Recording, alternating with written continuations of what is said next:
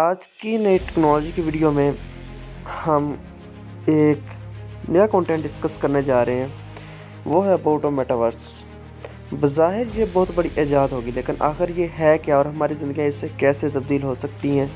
یہ سارا کچھ میٹاورس کے بارے میں اور اس کے بارے میں ہم ڈسکس کریں گے۔ ٹیکنالوجی کمپنی فیس بک نے میٹاورس نامی ورچوئل ریئلٹی پلیٹ فارم کو تیار کرنے کے لیے یورپ میں 10,000 لوگوں کو بھرتی کرنے کا منصوبہ بنایا ہے۔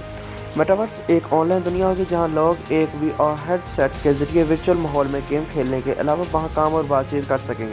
میٹاورس کے تصور کو انٹرنیٹ کے مستقبل کے طور پر دیکھا جا رہا ہے۔ فیس بک کے chief executive officer mark Zuckerberg metaverse کے تصور کے سب سے بڑے حامی ہیں۔ فیس بک کی جانب سے میٹاورس کو تیار کرنے کے لیے یورپ میں 10,000 افراد کو بھرتی کرنے کا اعلان ایک ایسے وقت پر سامنے آیا ہے جب ایک سابقہ عہدیدار کی جانب سے لگائے گئے الزامات کی وجہ سے کمپنی کو ریگولیٹ کرنے کی تجاویز سامنے آ رہی ہیں۔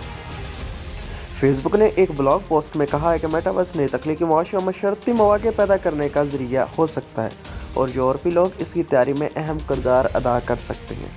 فیس بک بلاگ میں کہا گیا ہے کہ اگلے 5 برسوں میں ماہر انجینئروں کے لیے روزگار کے مواقع پیدا ہوں گے۔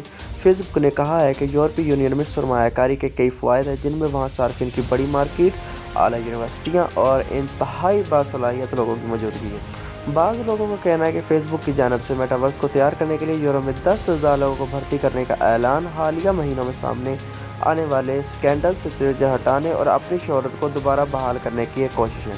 فیس بک کی ایک سابق عہدیدار فرانسس ہوگن نے حالیہ ہفتوں میں فیس بک کی انتظامیہ پر الزام عائد کیا تھا کہ فیس بک کی انتظامیہ یہ جانتے ہوئے کہ یہ پلیٹ فارم کو کیسے محفوظ بنایا جا سکتا ہے، منافع کی غرض سے ایسا کرنے سے گریزاں ہے۔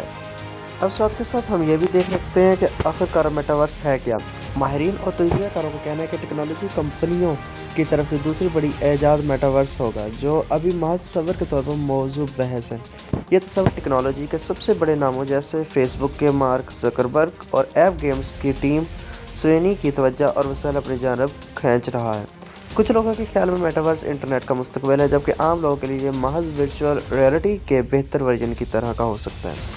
یہ ورچوئل ریئلٹی کے طور پر ہی دیکھا جا رہا ہے اور تصور ہے کہ یہ اتنا فرق پیدا کر سکتا ہے جتنا کہ سن 1980 کی دہائی کے کم درجے کے موبائل فون اور آج کے دور کے اسمارٹ فون میں موجود فرق ہے۔